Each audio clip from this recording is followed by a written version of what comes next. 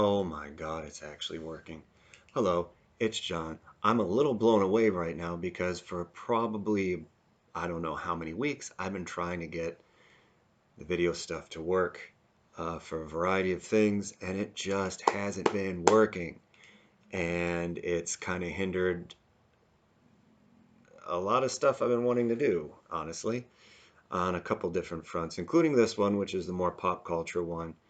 It's also messed up what I was trying to do. Oh, it's a shadow. I thought there was something on my arm. It's the oh, that freaked me out for a second. And then I put together because I worked. I didn't go to a lot of haunted houses in 2021. I worked one basically, and I had kind of a video diary thing that I kept for an extent. And I recorded a sort of epilogue tying everything together like three times. It never took each time. Stuff like updated and it blew away everything I was editing. Like I spent a long time editing this thing and then another thing with all these pictures and lost more than once each one. And it was super frustrating. So the fact that this is working kind of now with this is actually kind of exciting. So this is almost a test run of a new whatever it is that I'm trying to do with stuff. But okay, so this is just sort of a pop culture things that came out and watched at the end of 2021 sort of round up for everything. I'm not going to sit and break down each and every one of these things because for most of them it's been a couple few days since I did it, so not as fresh of a take on it. And in terms of things like The Expanse, there's still, I forget how many episodes, it's supposed to be 1 to 3 episodes, I think, left. And I believe this is the end of the series. But so that's not done. I just kind of wanted to sort of make a quanta of sort of pop culture stuff all at once. And again, I mean, this is almost also sort of a test of making sure this stuff actually still works. That being said, I'm just kind of get Expanse, the sixth, I think it's sixth, and I guess final season of The Expanse out of the way. I have not yet read the books. And I remember when the first season came out, I watched it and I was like, okay, this is cool. And then I don't think I picked it up again until like the third or fourth season, something like that. And then I've watched it all the way through to now and kept up with it. It's a solid show. And I do like the sort of, it's science fiction, but sort of science realistic fiction sort of thing. And there's some stuff that's annoying with it. Like Naomi got real annoying. Like I understand it's her kid and all this other stuff too, but it got to the point where some of her stuff in the last season, was it season 5, I think, was just part of me was like, can I go through this a little faster, put the subtitles on and just kind of go? Like it was I don't feel they did her character really well. Like most of what I was looking for, I mean, obviously Ava Sorala, because she's just a goddess, and Bobby's stuff is pretty cool.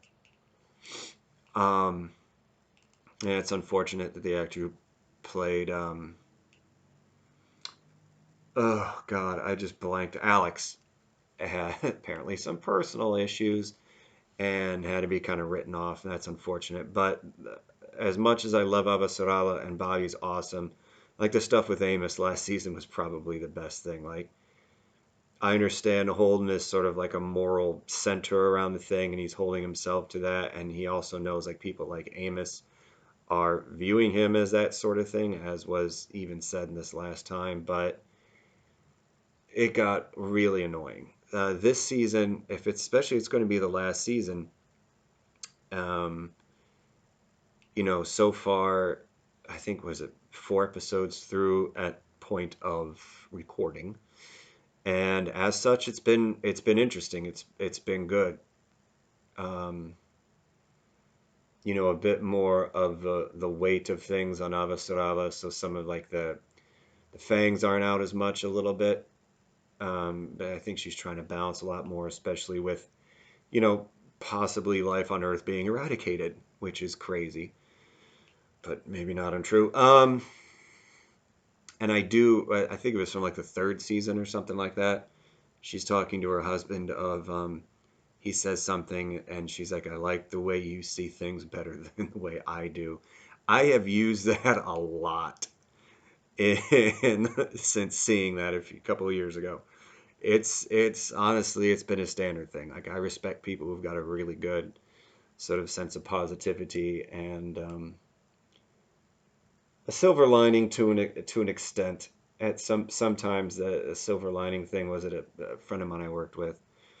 We would always kind of joke. It was like, yeah, well, every silver lining has a cloud, and there are some times where at least I sometimes I get really tired of the well, at least, and because I understand focusing on positive things and everything like that, I get it, but at the same point in time, well, at least tends to minimize, and it tends to um, a lot of the times become a way people not get away with things, but will minimize the behaviors of other people. And it's like, well, no, sometimes there does need to be a certain standard and threshold that needs to be kind of kept to. And when people don't do that, we got to get rid of it at least sometimes and be like, no. So she's doing that, but so far it's pretty good. Again, last seasons are going to have a few things to surpass and live up to. Like I was in and involved with say Dexter up until the end, and I really think that I have not watched the the new Dexter stuff that's come out past like the or, the return sort of thing. I have not watched that yet. I'm looking forward to because there are some cool actors on that I'd like to see. Besides the fact that I like Dexter most of it, but that whole ending pissed me off. And Deb died, and then he rides off into the hurricane and everything. Like symbolically, I understand, whatever. It pissed me off. It really felt that they're like, well, fuck, we don't know what to do with Deb, so kill her off. And Dexter's got a family, and that's what he wanted, but he'll just fuck off now too. It's like, and then there's Lost. Fuck Lost. That whole last season was just an utter shit in the face of all the fans, and a not insignificant amount of Game of Thrones last season was the same thing. Like at least half of that show was was garbage from about season 3 or 4 maybe on. At least half of that show or more ended up being garbage, and then it started strong in the first couple episodes, and then they just dropped every single ball that you could possibly drop, and it was just another just sort of F you to fans. So, a few things as they're ending, as some things to kind of live up to and surpass. And I would say that thus far in this, what I believe to be the final season of Expanse, again, I haven't read the books, and usually I'm a book nerd about stuff. I've not yet read the books. But thus far, this season has actually, it's been, it's been solidly consistent with the show. There's the other thing going on with like the other one of the planets in the rings, and the little girl who's making friends with the animals, and some of the animals look like they've got some sort of resurrection powers or something like that. I don't know what's going on with that. um, so far that's something I can skip unless that's got a really badass payoff at the end of the season. So far the stuff with the little girl on the other thing, unless that's the start of another show or something like that, I can skip that. Hopefully there's a payoff. I don't know. I'm hoping. But so far, at least halfway, maybe a little bit more, I think, through the final season of Expanse. So far, they're doing pretty good with it. I hope that continues. So I have like a little list because there was a lot of stuff. I'm going to move on to Encanto because I did see that in the theater, and part of the reason I saw that in the theater, if for nothing else, other than yes, I like Disney movies, um, and I, but again, I'm kind of a fan of representation as well. So having, a South American, a whole story based with that, with, I think it's supposed to be in Colombia. I think, I want to say, I think so. Um, but I mean, it's all there. All the cast are Latinx people, all this other stuff. Like it's got, you know, culturally sensitive stuff in terms of kind of how people are towards like family and all these other things. It's got kind of like a cool magic thing behind it. There's a little bit of an ancestor thing with it as well. I'm not a musical fan. I really could not care about musicals. I really could not care about singing every 5 minutes about stuff. Really not. I mean, there's a reason why. One of the reasons why I love Brave so much is there's no musical. There's no there's like a song that's supposed to be, like a single or something like that, but it's incidental music as they're going. And there's really no romance with it either. This one really doesn't have it that much. There's sort of ancillary characters that do, but not really with Maribel in the main one. But and the idea of, just because you're not what would be considered extraordinary by, the larger realm of things doesn't mean that you aren't extraordinary and doesn't mean that you can't contribute in very strong, powerful ways as well. I liked it a lot. I have a friend of mine on Facebook was saying it was like Encanto was good, Coco was great. Like, I don't know if I can really argue with that. I think I probably do like Coco more if we're going to compare Latinx Disney movies of the last, what, 5 years or so, something like that. And the music in that and the songs folded in a little bit more because we're talking about, characters were actual musicians as opposed to just we're just going to do musical fantasy singing throughout. So, but it was good. It was good. It was cute. It was well done. I wanted to make sure that I supported in the theater something with this like almost like total commitment amount of representation and everything like that too. Because let's be honest, voting is the only damn thing where voting counts is if you vote with your money. It's 21st century America. Actual voting doesn't really mean a whole hell of a lot of shit. It's two wings of the same bird, but voting with your money, that's going to make people pay attention. So that's kind of one of the things I wanted to do. And I was not able to do that in a couple other things. I wanted to do that too, like Black Widow. Um, I was not able to do anything in the theater with that. It just didn't work out in terms of the timing with, um, at the time, being out of a job and all this other stuff. So when I can, I will. So that's cool. Now, on the same day I saw Encanto, I saw another movie, but I'm going to hold off on that for a moment. I'm kind of almost counting down in a kind of a level, at least to me a little bit. I'm going to get Matrix 4 out of the way.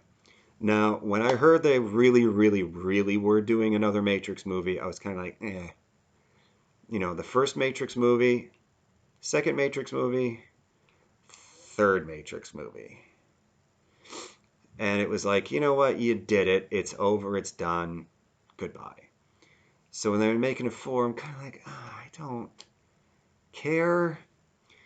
But then, like some stuff about it, like as things came out and trailers and other stuff like that, and I watched, the three John Wick movies like 3 times or something like that.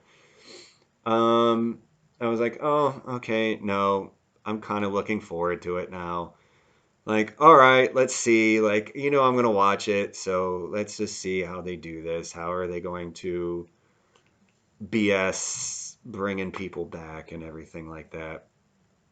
And I'm a big fan of those Ryan George fake pitch meeting little episodes that they have on Screen Rant.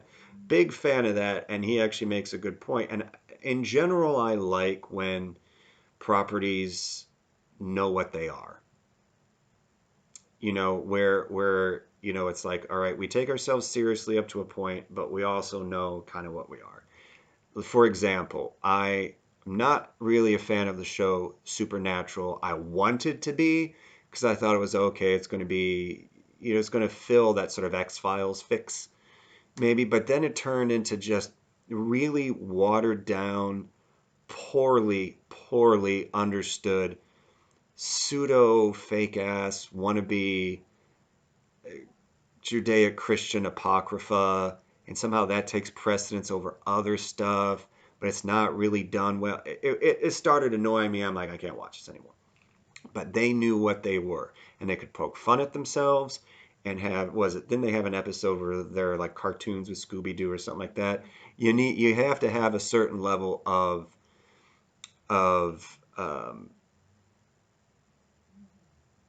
I can't think of the word for it now. Um, uh, Sort of self consciousness for that, but not in the way like it stops you from doing things, but it keeps you honest.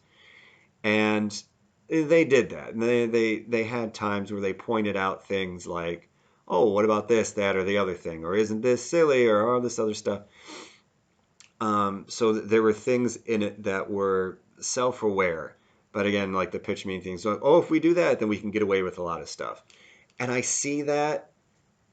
And I wouldn't agree with it in the Matrix if they didn't just sort of shamelessly reuse footage from the first movie in certain things. On the other hand, though, I will give them credit because even though there's a lot of parallels with the first movie, kind of the way Force Awakens was just the original Star Wars again, there was certain parts of Matrix 4 that was the original Matrix just again.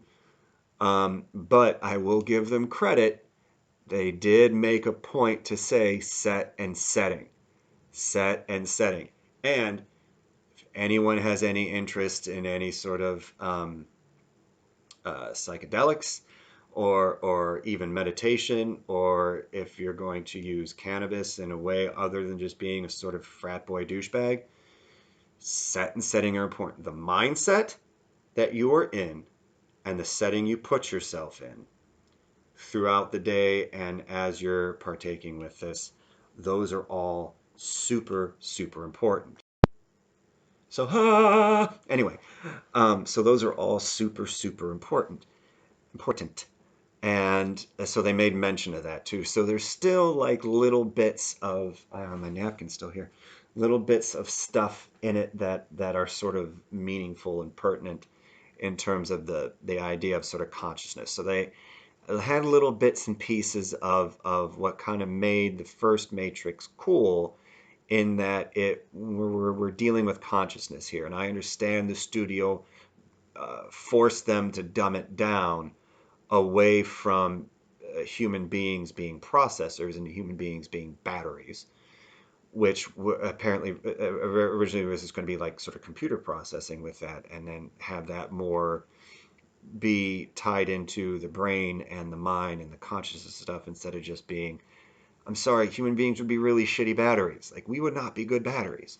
You know, they could use geothermal and wind or put really high towers back up above the cloud barrier to get the solar stuff going on. They could have done way more other things other than try and make some matrix and harvest people. It's a waste of time. Especially since if you track the the things that influenced the creation of the Matrix, which was one of the things was Grant Morrison's Invisibles, uh, uh, graphic novel comic book series. And one of the things that Major League influenced the Invisibles that Grant Morrison actually puts in the Invisibles and has his characters talk about is Philip K. Dick's book Valis, Valis. Read it a few times myself. I like it a lot. And in that is a very heavy Gnostic influence. So this thing is supposed to be this sort of like consciousness, even spiritual interplay of duality of matter and energy, and sinking down from a spiritual and conscious level, sinking down into a material level, and being able to through the training and the work of your consciousness and energy, raise back up into being enlightened. This is the fulfillment of the great work. This is even what Western, ceremonial magic practices and everything have to do with. It's not just, oh well, I'm, some of these people running around, either in ceremonial or in chaos magic and all this. I'm gonna make a tulpa to be my servant with this, and I'm gonna get all this stuff. You idiots! No, no. Idiots might be harsh, but no, that's not the point of this. The point of it is to, was it Damien Eccles was even talking about some of the Eastern practices like Buddhism and Hinduism, even Taoism and some stuff. You're going to complete this great work and become this enlightened being. Their systems might take a few lifetimes to do, which sounds exhausting to me. Um, Ceremonial magic and the Western thing is like we're getting you to do this in one, and all that sort of stuff feeds in, and then having that Gnostic influence with that too. And that was cool about this. Yeah, the fighting, but I mean, the fighting really wasn't that revolutionary. If you've seen, there were those of us who, on Saturday afternoons, cartoons were in the morning, and then the afternoons were filled with either monster movies or like Shaw Brother movies or something like that. So having like crazy wire fu, kung fu stuff and everything like that, it wasn't that revolutionary for some of us. So there were attempts to kind of get it, because the 2 and 3 got away from that. Um, there are some attempts to bring it back in, but there was so much stuff that seemed like maybe it was a little bit of uh, what's the word? I can't think of the word for it, but it's a little bit of sort of catering to fans, which I understand. A little bit of trying to kind of reinvent the wheel. It's like, hey, this worked. It's the problem with sequels a lot. Instead of continuing a story, we're going to do the stuff from the first movie, but more of it because you liked it. It's why, the first Pirates of the Caribbean movie, Curse of the Black Pearl, I have not seen what is it, the fifth one, I guess? I have not seen the fifth one. Um, but out of the four I have seen, it's kind of the only one worth watching, which sucks because Ian McShane in the fourth one is a good idea, but it's sort of like, meh. First one's a great movie. The rest of them kind of go, well, again, 2 and 3 kind of go, bleh. The fourth one's kind of, eh. I don't know about the fifth one. I can't speak to that. I have not seen it yet. But I mean, but that's why, things like Star Wars and The Empire Strikes Back and Return of the Jedi are such a good trilogy because it's not just we're going to redo the same thing again and again. We're going to continue the story. It's why Godfather 3 sucks because it's just trying to do stuff from 1 and 2 that worked and then they screwed it up with that. But 1 and 2 continues the story, kind of feeds back into pre-1 a little bit. And if you've read the book for The Godfather, you know how that kind of sets up with it. If you do read the book for The Godfather and you haven't already, there's one chapter with this side note, sidebar. There's one chapter with the mistress of Sonny, and at least one chapter with her, and one chapter with the guy who's supposed to be the Frank Sinatra singer guy whose name I forget. They each have at least one standalone chapter in the novel. You can completely skip those. They're absolutely, completely useless to the story and need to be removed from the book. It's like if you read War of the Worlds in the middle of book War of the Worlds, H.G. Wells novel, in the middle of it, there's a chapter about the dude's brother and a couple people he kind of rescues as all the stuff's going on with the tripods and everything, and it's superfluous. You don't need it. You can get rid of it. But anyway, and some of the problem with sequels is like, oh, instead of doing, Austin Powers, the first Austin Power movie, hysterical. The rest of them, shit. Again, it's like, oh, well, this one joke worked in this, so you're going to like this 5 more times in this, and it's going to be louder, and it's going to be stupider, it's going to be more in your face. It was like, no, it doesn't. Okay, you have a little bit of a callback to it, so we keep a certain consistency and a wink, wink, nudge, nudge, but you don't just redo the same damn thing 5 times. Um, so there is some struggle with that. Overall, Matrix 4, not terrible. Maybe more rewatchable than 2 and 3. Two has some fun stuff in it. I'll give it credit with that. Two has some fun stuff in it. That's kind of worth watching if you can, if you're watching it with a skip button. Two's got some watchable parts. Three's garbage. Um, so it's, I don't know, maybe on par with two, where there's some watchable stuff. There's some self-aware things that I respect. And then there's some stuff that's just kind of catering and kind of, I don't necessarily know if it really needed to be made. Uh, but I understand, hey, we got this idea and I need to get it out, sort of thing. And someone's going to do something with it if you have that. So it's it's not terrible. If you like the Matrix movies in general, especially the first one and parts of the second, then it might be worth a watch. I don't know if it'd be worth more. I mean, if there have been times I got a hankering to sort of watch the Matrix series again, and usually it'll be okay. I'll sit and watch one, and then as two and three playing, I'm doing something else. I'm drawing my little art project stuff that I do with my weird subconscious fluid chaos stuff that I do that I evolved out of doodling. Or I'm writing, or I'm like editing or drafting some of the like novel stuff and everything that I write, or something like that. It's background stuff at that point. And once in a while I'm like, oh, I got kicked in the face. Okay. So it might be kind of worth a watch with that. Maybe around, if we're ranking it, maybe it's around number two. It's definitely better than three, but that's not saying a lot. Okay, so moving on in this sort of pop culture quantum dump that I'm doing here. Season 2 of The Witcher. I want to point something out to the creators of the Game of Thrones TV show, Dan and Dave. You pricks.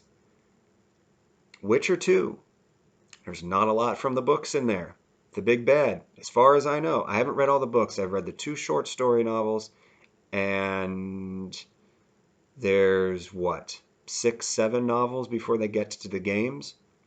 I've read probably 4 of them.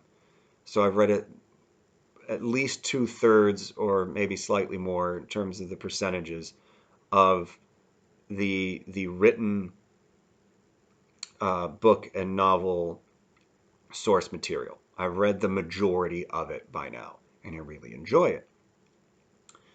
There was a lot in this season that was not from the books, at least that I read so far, and I don't think they're from that. And you know what? It was done well, and it worked, because they kept stuff consistent. They kept characters consistent. They, were able to find some things that, okay, maybe we need to work on from season 1, from season 2. They did that. For example, Geralt. Geralt in the first season basically is, a more interesting, has that kind of Jon Snow in the last season of Game of Thrones sort of problem, where it's just 2 things that he says. It's like, fuck.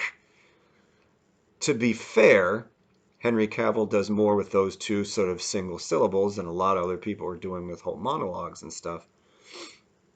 But it was consistent with that too. But in the books, Geralt's a little bit more verbal. He's a little bit more eloquent, and they did that in there. And his relationship with Suri, and how he's like, I believe in you. You can do this. You don't need this other special stuff to be special. You just are special. It was like, oh.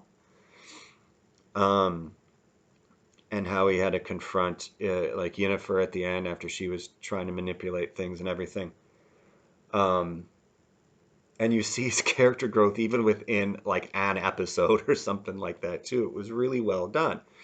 And there was some stuff from the books that were in there, some of the series time and Kaer Morgan. You have Cohen and Lambert. I can't want to say Lambert. Lambert, maybe a little too much of a dick. He's kind of a dick in the books, but he's like a little too much. But there's a lot of stuff that I, if it's in the books, I haven't gotten to. And again, I've read most of them at this point in time. But they were consistent with the characters and the world building that they had made in the season before. Even when they veered off of the source material, it was still consistent and pertinent, valid and reliable to what they had before. They didn't just wildly start pulling shit out of their ass because it's cool. Or take characters who are really fucking pricks and make them somehow more important and interesting and have like these ridiculous redemption things that, you know, they didn't have in the books. Now, granted, Martin can't be bothered by finishing the two books he needs to finish for the Song of Ice and Fire series, nor the second half, apparently now, of the Targaryen duology that he wrote the first one of, was Fire and Blood, which I read, and it was really good, and I really liked it, and it was really interesting, and I'm annoyed with myself, and I was annoyed with myself for reading it, I was annoyed with myself for liking it, because I knew here's a two-parter he's never going to finish. It's the Targaryens leaving Valyria into Westeros up until like the Civil War, and part two is supposed to be like after that fallout of that Civil War, and then up to the fall of the Mad King, leading into the events that lead into the first book, Game of Thrones, because Song of Ice and Fire is the name of the actual series.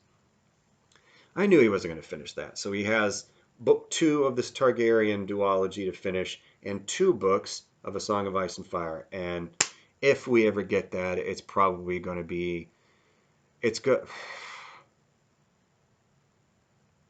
It's probably going to be some sort of either like Christopher Tolkien, someone related to him or knows him is going to find the notes and then put them out. Some cross between Christopher Tolkien and was it Brian Herbert and Kevin J. Anderson with some of the Dune books and everything. Okay, we're gonna take notes and take these things and the stuff people were talking about and try and work something out with that eventually. It's probably the only way it's going to happen, and it's probably not even going to happen for another decade or more, which is annoying. Um,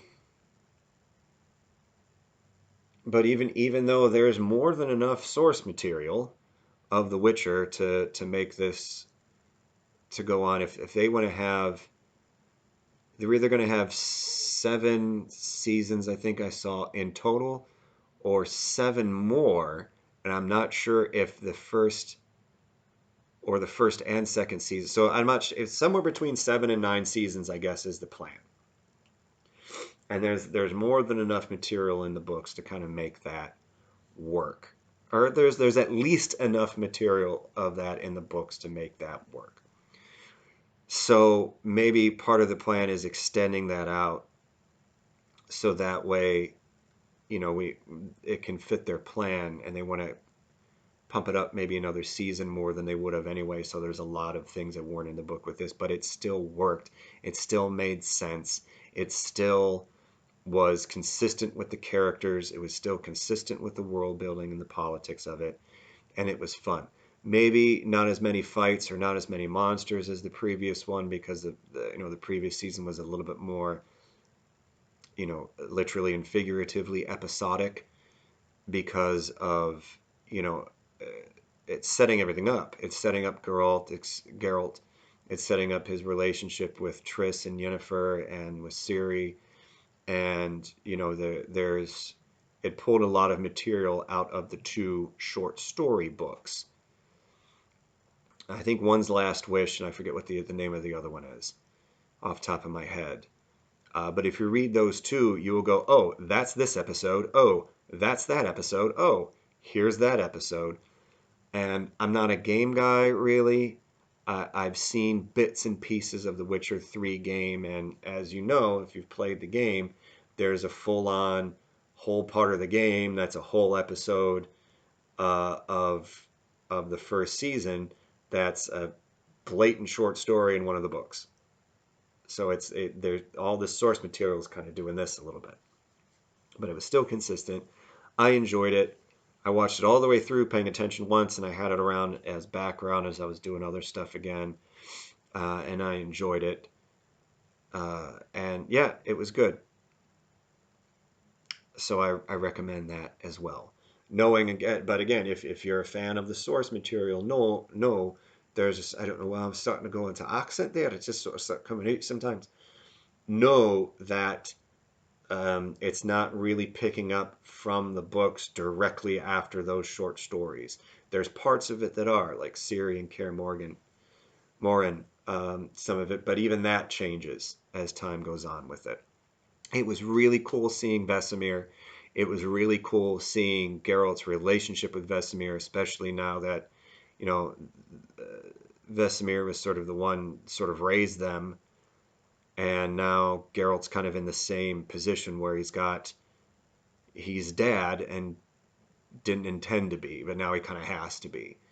And the sort of parallels with that and everything was really cool. And it was so seeing Geralt with Ciri and being protective, but being very validating. Some of it, there's some things that you might be able to construe as being overprotective in some stuff. But again, it's like, this is a fucked up, cruel world where, everyone can be murdered horrifically in any sort of way at any sort of time. And especially with someone who, okay, maybe they have powers and now some training, but you don't have the experience or even the training and really to control that in a lot of ways. So you need more to be able to do that. And he's attempting to get her more and even giving her like, okay, you want to be a part of this. I don't like this, but you're kind of a part of this. So you're going to be a part of this, and how he was like, no, I believe in you, and you don't need to do these other things to try and boost your power or whatever because you're enough as it is anyway. And that sort of validating it was really sweet and cool to see. And it was also cool. He's like, no, and she was like, oh, come on, and you can just see him go, yeah, okay. Kind of like the stern dad probably would with a precocious daughter who's adorable and pretty rad. Um, so that was nice and everything too. All right, so kind of grand finale with this because it is the biggest sort of thing really out of the last 6 weeks or so. This is the first week of January in 2022. So like the last 6 weeks, the biggest thing is Spider-Man 3: No Way Home. Yes, I was really looking forward to this. I really think Tom Holland is the best live action Spider-Man that they've had out of, we'll say, the three with it. I like him the best. I think he's kind of the more accurate. The Tobey Maguire, Sam Raimi ones, 1 and 2 were fun when they came out, and I've watched them several times. 3 was garbage, and I hadn't watched them for a while since, and I've watched them, a few years later after 3 and everything, and maybe not hold up quite as well for me. For me, there's people who are going to be just like, "Here, Tobey Maguire's the best thing," and stab. No, no, no. If that's still your bag and that's still what you're digging with it, I can understand that and I can appreciate that. I just didn't feel they stood up the test of time as well. 1 and 2 aren't bad movies. I'm like, oh, okay, this is going to be kind of cool. But there's a lot of stuff that some distance and some space has made me go, hmm. And maybe part of that is finding out. I know I've heard a lot of things or seen a lot of things where Tobey Maguire's maybe not that great of a guy off camera. And Kristen Dunst on camera. And I like Sam Raimi. However, and then the Andrew Garfield movies were boring. I don't know what to say. They were kind of boring. The actors didn't do a bad job. Like everyone kind of did well with what they have. It was just really hard for me to get through both of them. Like I was bored. Just sort of watching it out of obligation to a certain extent. So I just really like Tom Holland and everything they're doing with him and how he goes and his relationship with other people and everything is fun and it's dead on.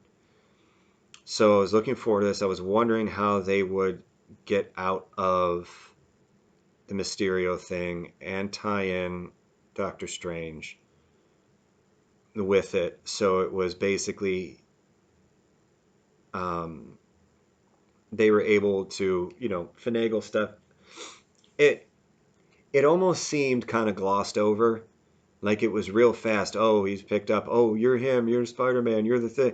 You're a killer, or you're really cool, or anything else like this. And Mysterio was this wonderful thing, and it kind of got shunted to the side a little bit, and was kind of, I don't know. It was almost like the consequences of it were hurried. And this would probably be my biggest critique of the entire movie is the consequences of that were hurried. I understand you've got a big movie planned and you're worried about running long and you've got a lot of stuff going on, maybe plan a little bit less and handle that better. However, it did lead to something that actually made me go like this and sort of clap in the theater, and that is Charlie Cox as Matt Murdock in the MCU proper. Which reminds me, I meant to put Hawkeye on this list too, so that's going to have to be my after credit scene is Hawkeye. Hold on. Anyway, I'm going to write myself a note with that, or else I am going to forget because that's the type of person I am. I've been hitting the head a lot. Anyway, Charlie Cox in there as Matt Murdock, and they have a thing. Obviously, I think at this point in time, I've been talking about like 5, 6 different things. There's going to be some spoilers. Get over it. Um, as in that dead on, same type of outfit, same glass, everything the same, and people are throwing bricks through the window. Pete's spider sense goes off before he can deal with it. Matt Murdock grabs it. He's like, I'm a very good lawyer. And it's like, not only is this just Matt Murdock, he's Daredevil. That's right. The Netflix shows, at least the one, two and a half or so, that really deserve to get put into the MCU, and get folded into the warm, incredibly wealthy Disney bosom, is in the MCU as they absolutely deserve to be. Daredevil, and so if Matt Murdock's in there as that, then all the rest of them are in the MCU now. Having him be Matt Murdock and confirmed to have the Daredevil stuff going on and being with that makes the entire network, the entire Netflix, I should say, stuff folded in. Hawkeye confirms that as well, which means that you can get John, was it Brathnell? I'm terrible at his name, as Punisher. And those two and their shows, for sure, I fucking hate that. Definitely deserve to be in the MCU. I'd argue probably Luke Cage show too. I enjoyed that. It was maybe not the same sort of caliber as Daredevil and Punisher, but it was still good. I wanted a season 3 because I wanted to see where they were going to go with now gangster Luke Cage. That was an interesting turn for me. I wanted to see that. Jessica Jones, it was a boring show. I went through all of it and I watched it. It was boring. It was really one note, and I tried to like it, but it was sort of like, I'm so annoyed with you. You have absolutely no character growth whatsoever. And the only character growth that most people had, with the exception of I think Malcolm, was downhill. And it was really annoying. And we're just going to forget Iron Fist exists. And Defenders, all that stuff going on too. So, having Daredevil, at least Daredevil and Punisher folded into the MCU proper is a good thing. Again, I would like to see Luke Cage in with that too. And completely, we'll just forget about Iron Fist or recast him as sort of like, hey, maybe you have a throwaway line. It's like, man, you're looking good. You look a little different than before. Now you get some work done, some joke with that, and actually have someone competent to play Iron Fist. Now I appreciate the fact that, was it Finn, whatever his name is, was not given ample time to train. uh, and some of the stuff he was learning right before filming, which means that if you're going to be that incompetent about making a show, you should probably get an actual martial artist to play your lead character. If you're going to have it some sort of fast and dirty, 70s kung fu movie studio just churning out like 50 movies a year, then maybe you get people who actually know what the F they're doing. So even when they completely suck grapes in terms of the acting and the characterization blows, you can at least fall back to, well, at least this guy actually knows how to throw a punch or a kick and doesn't look like an over tense idiot flailing around. So that was great. I actually cheered with that. I'm not going to lie. I was really excited to see that. I was hoping the rumors were true. I know there was a still shot that kind of got leaked beforehand, but actually seeing it was a really nice thing. So, but yeah, it's really good, and you can see, you know, Bandersnatch Cumberbund as Doc Strange was kind of great. The little cameo by Wong is always wonderful. He's great. Um, but the cool thing is too is like, okay, yeah, we can do this, make people forget that, and then later on they're like, and these other consequences are happening. Like, they're having a hard time getting the MIT, even MJ and Ned, even though they kind of deserve to be in there, hard to pay for. They're like, in light of other things, we're not going to let you in. It's like, so his stuff is messing with that. And later on, after they kind of botch stuff, Doctor Strange is like, well, I mean, what happened when you talked to them? He's like, what? She's like, wait a minute. You came to me to change the laws of like nature and change the fundamental things of consciousness in the universe, and you didn't even talk to these people first. Your first thought was to do this like weird, crazy, hardcore magic thing. On the other hand, there is also the other meme that I've seen thing where it's like, instead of making everyone forget that you're Spider-Man, even though, why would you do that and not just this? It's like, so the movie can happen. Why not be like, okay, make everyone forget the whole thing with Mysterio? Hmm. Granted, the movie would be 20 minutes long at that point in time, not 10 times as much. But, you could still have other stuff come in. But it opened up the possibility for other people who knew he's Spider-Man. So then they started, the Into the Spider-Verse, the cartoon, which was fantastic, by the way. That and No Way Home are the best Spider-Man movies ever made, for different reasons, but still pretty damn great. So, and that opens the door for the other two universes to come in. And I didn't know if they were going to, I didn't know how much of it was speculation or how much of it was reality, or if one or if both or anything, but both Tobey Maguire and Andrew Garfield came in. And you know what? I wasn't going into it, I wasn't as excited to see that as I was to see Charlie Cox as Matt Murdock and the implications of that. But actually having the three Spider-Man men together, Spider-Mans together, and the way they interacted, there's a couple scenes where the way they're just interacting and they're being like sort of, at first they're being kind of like really validating to each other, and other things and then they're kind of ragging on each other in a couple of ways too, and everything. It was like, this is what three Peter Parkers would be at various stages of their life. This is actually what three Peter Parkers would be hanging around each other. I could completely and utterly see that. Yep. Mm-hmm. Yeah. I mean, even in the Loki show, it was like, okay, yeah, I can. It's it's maybe sometimes a little bit difficult to see Sylvie as a Loki variant, but when you have like President Loki and a couple other ones are like, okay, no, this is what happens when you get two Lokis at various parts kind of going at each other. This was even more accurate to the character of how three Peter Parkers would be talking with each other.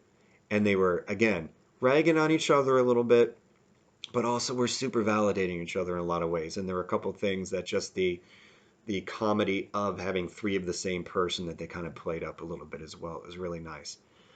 Um, it sort of answered as well the the sort of, I guess, proper origin story for Spider-Man in the MCU, Tom Holland's Spider-Man, because you kind of got the sense that, okay, we're just jumping into this. You've already seen Uncle Ben die a bunch of times on screen. You already know the backstory. We're just going to go into it. What it looks like there really wasn't an Uncle Ben. It was purely just May. And now he's got the full Spider-Man. Um, I am popular, apparently. Sorry about that. I forgot to put this on vibrate. There we go. There we go. Vaguely professional. Um, and she even tells him when she dies, with great power comes great responsibility, which he kind of already knew because that was a paraphrase of what he told Tony in Civil War. Because when you can do what I do and you don't, and the bad thing happens, the bad things happen because of you. It's kind of a roundabout circular way, but it's still ostensibly the same thing. But, she goes in with that, and honestly, yeah, he in a very Spider-Man way, a lot of the tragic stuff happened and it didn't need to happen. I kind of agreed with Doctor Strange. It's like, hey, listen, we didn't want them to come here. It was an accident that they're here anyway. If they get sent back to the universe right before the point where they die, that's their fate. That's their destiny. They made those choices that got them to that point and stuff. You can't really mess with that too much. That's not something that is for you to do. I kind of agree with that. I understand where Spider-Man would come from. No, I'm going to try and save absolutely everyone I possibly can. And then he does, but then the bad things happen to him too. They did a really good job coordinating the three Spider-Mans, fighting and doing all this other stuff. Ned's apparently magic now.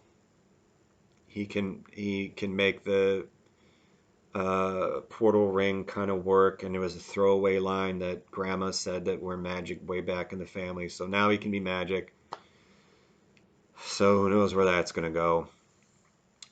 But in order to really save the day and send everyone back, they have to do the thing where make everyone forget he's Spider-Man. In fact, make everyone forget about Peter Parker to begin with. Which I also thought about when it was again brought up in the Screen Rant thing. It was like, so that means that all electronic stuff is going to now be erased as well. It's like you specifically said make everyone forget. So all electronics, all hard copy paper stuff, everything that is an actual piece of evidence of Peter Parker. Does that mean he has no social security number? Does that mean like what sort of thing? Because you can be like, hey, here's this big crazy things that happen, and you make a recording, and then you give that to MJ and Ned, and then you see them and you're like, you might want to check your phone, or some sort of you have some sort of backup, so like the two people who are left who you want to know are you can know that. On the other hand, that does not give him a very Spider-Man ending where he meets them at the end and they don't know who the hell he is, and he lets them kind of just go on with their life, and is in a very comic accurate Spider-Man costume, living in a dump ass apartment, studying for his GEDs because no one knows who he is, so he hasn't graduated high school. And he technically got into MIT, or might have gotten in, or he did because he was able to kind of convince the admissions woman by saving her life repeatedly that he could, maybe get into that. So he sacrificed everything that was important to him besides being Spider-Man to make sure, the hole in the world wasn't as wasn't pouring through and breaking.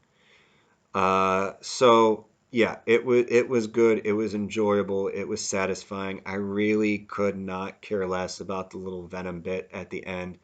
I like Tom Hardy a lot. I've heard that the two Venom movies are at the very least fun to watch, but I have not seen them because I'm kind of like, ugh. But I do kind of want to watch them because again, I like Tom Hardy. Like Taboo is a really good show. Like that was a fun show. As much as I like Peaky Blinders, every single time he's on Peaky Blinders, it gets incredibly better.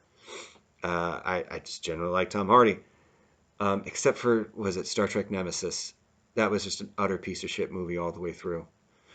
Um, so, but I haven't seen them yet. I probably will, but I kind of don't.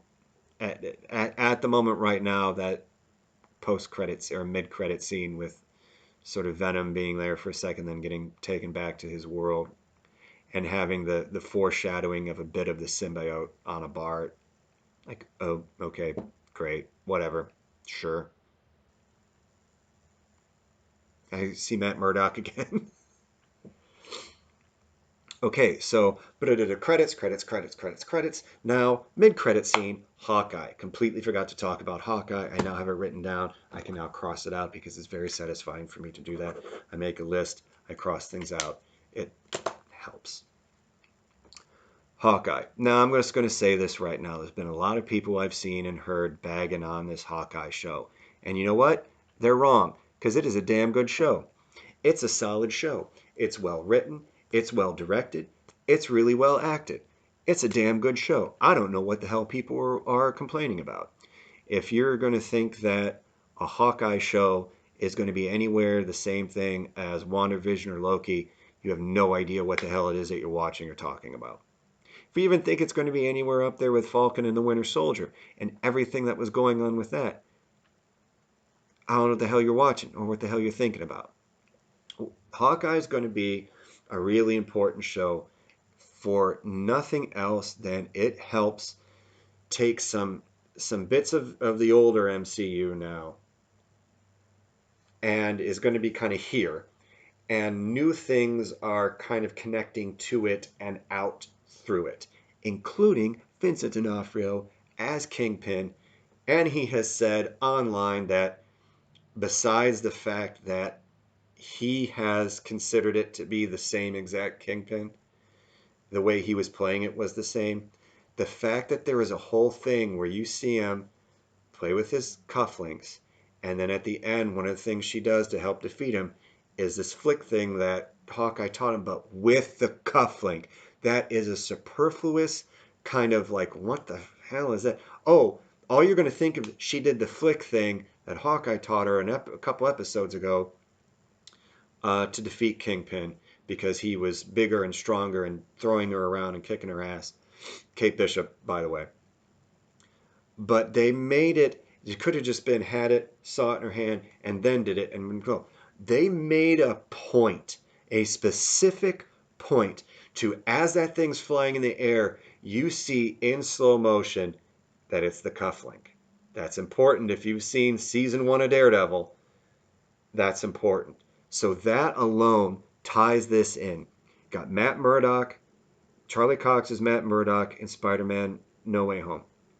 You have Kingpin, Vincent D'Onofrio's Kingpin, cufflinks important uh, in Hawkeye. And allegedly there was supposed to be a post-credit scene with Matt Murdock, Charlie Cox, Matt Murdock doing something, but apparently he's wanted in so many different MCU stuff from like She-Hulk and other stuff like this that especially during COVID and all the stuff they want him to do, they just couldn't work out the scheduling for it.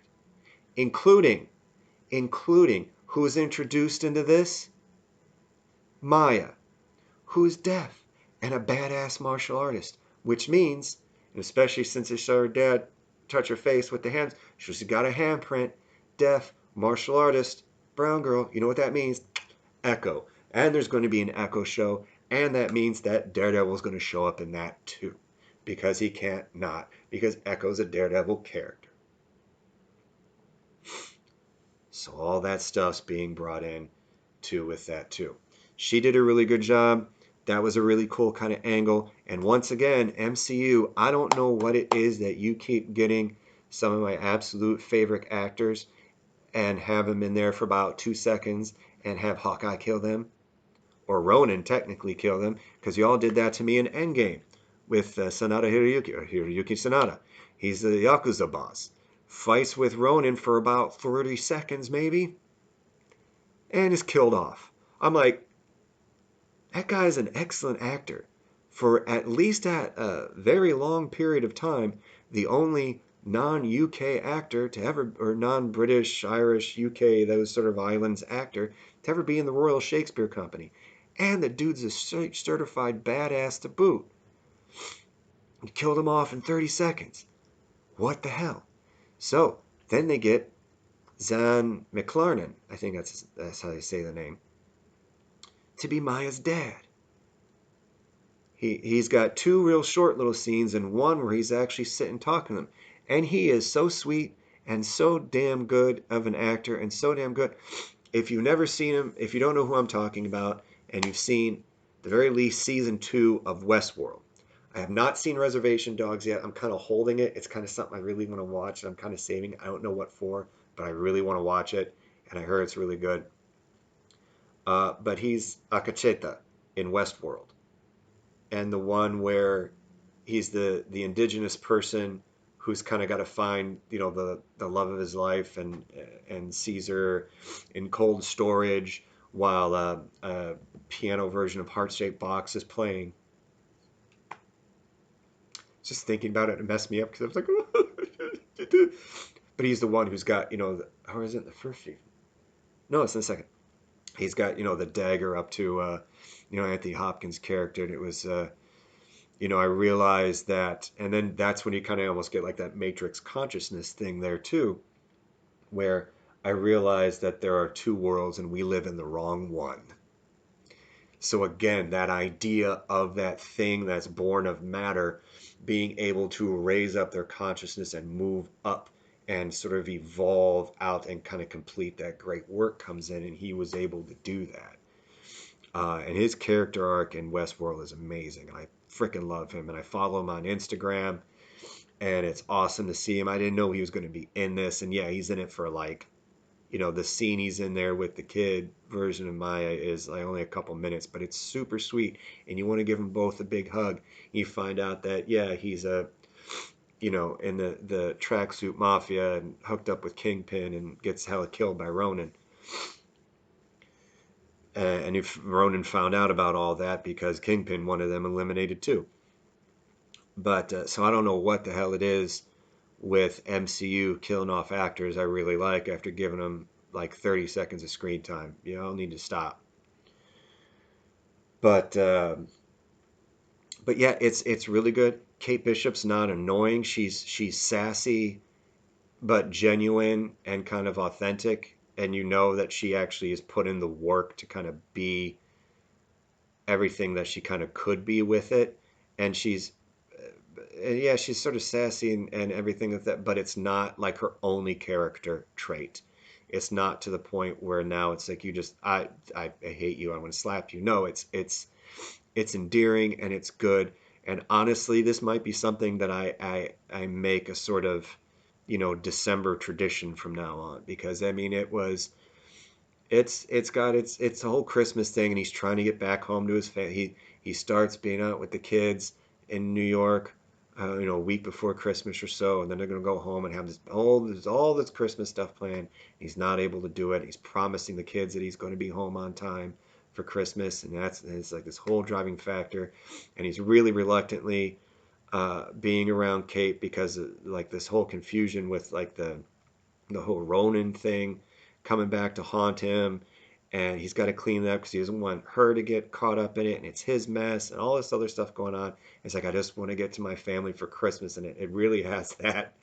Yeah, like, I mean, it's a sort of Christmas movie or show trope, but they do it well, and they add in they. I love the fact.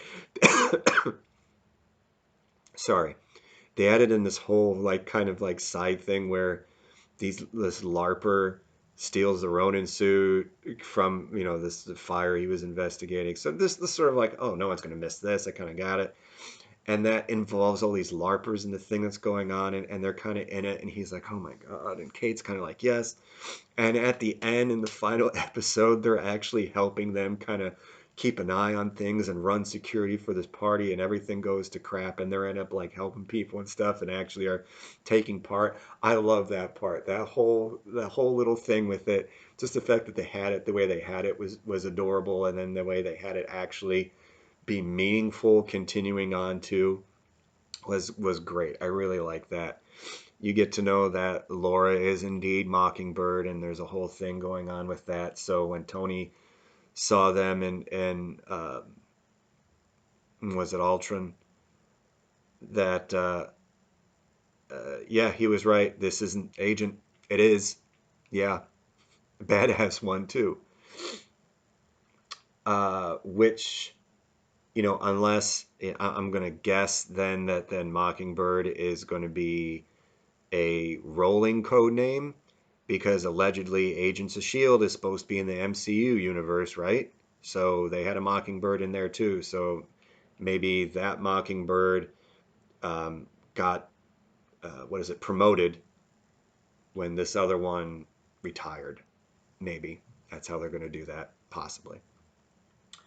So, um, yeah, and even the I just want to get home to my family and my kids because I promised them I'd be there for Christmas. Even that didn't get old. I think possibly because it's only 6 episodes was helpful, where certain things kind of didn't get boring or old or annoying. And they did the thing. They kept adding layers and they kept adding layers and they were teasing Kingpin like I don't want the big guy to get involved. That's who I've been worrying about. It's him. And then Yelena comes in. And if you thought Yelena was great in the Black Widow movie, and she was, seeing her in this is just going to hammer that home anyway. Florence Pugh, I've only seen her in Midsommar, which I loved, and as Yelena. And if of only those two things she ever does in her career, she deserves all the recognition in the world. She is fantastic as Yelena. The banter with Kate Bishop was great. Her whole thing, like her whole vibe, even the clothes she was wearing and the way she was wearing and her whole thing was great. She was hilarious, but you knew she was a real threat to Clint and everything too.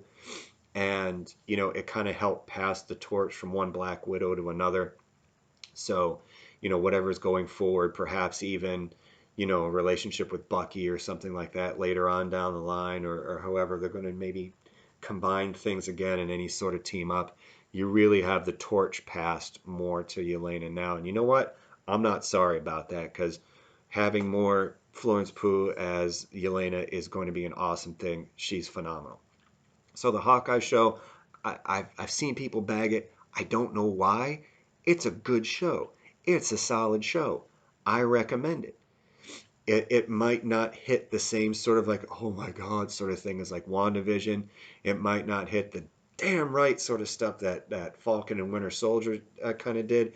It might not, hit a certain sort of like, you know, um, uh, maybe character development sort of thing or making up character development as Loki did because there was all that character development that Loki had between um, that was kind of is ended. It killed him in Infinity War, and so this Loki that's kind of in the MCU now didn't have Thor: Dark World and Ragnarok for his sort of evolution arc, but he has a show, and I think that's going to help him be able to reestablish the sort of maybe a little bit more of a respectful kind of brotherly relationship with Thor when again they're able to connect back up whenever they do whatever they're going to do with season 2 or if that possibly connects in with Multiverse of Madness or anything else like that too. So um, maybe not it didn't have the same sort of character development, evolutionary process as WandaVision, as Falcon and Winter Soldier, as Loki.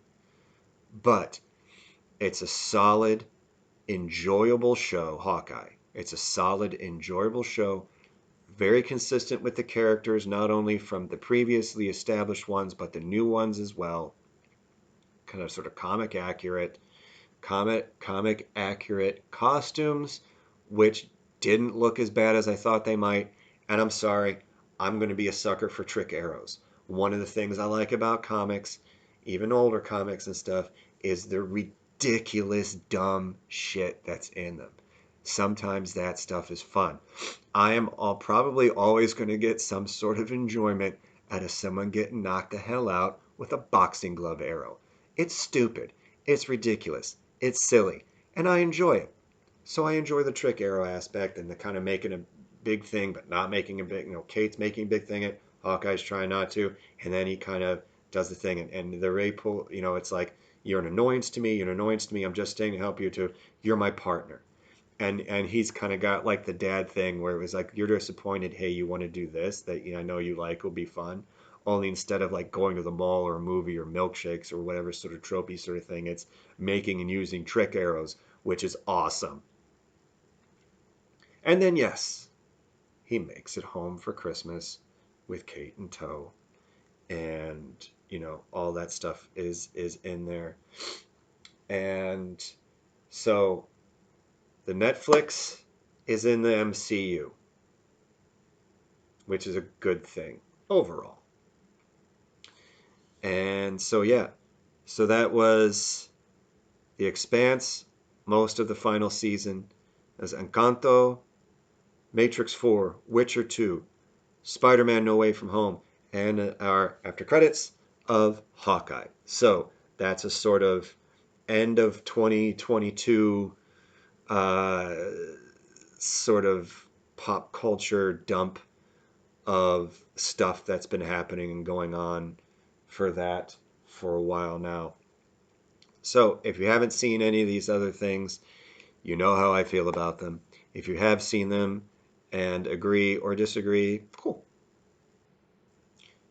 But that's pretty much all I have for that. So enjoy. Happy New Year. And stay cool.